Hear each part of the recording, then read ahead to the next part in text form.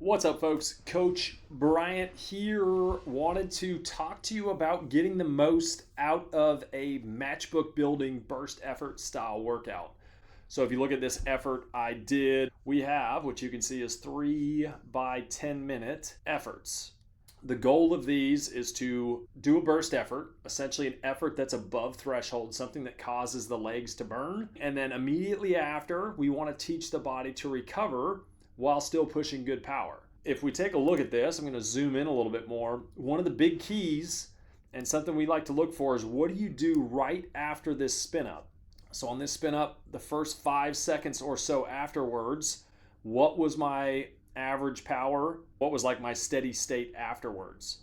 Lowest number 259, average was 277, whereas for the remainder of that effort, I was up at 292.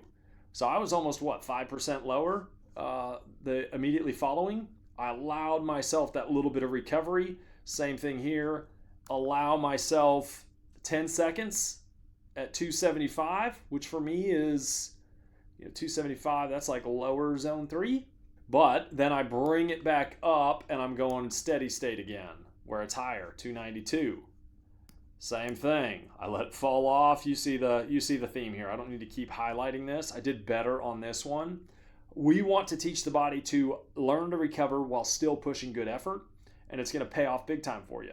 It's going to make the effort feel more challenging, but overall you'll get more value out of it.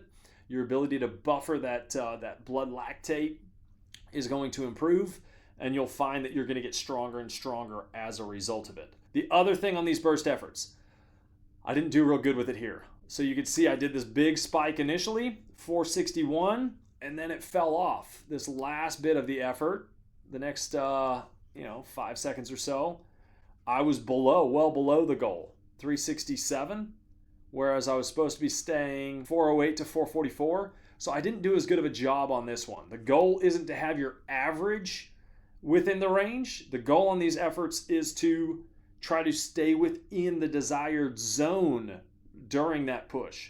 And it's even more important if you're doing like a VO2 style workout, so something that's just above threshold. So say you're doing 5x5s.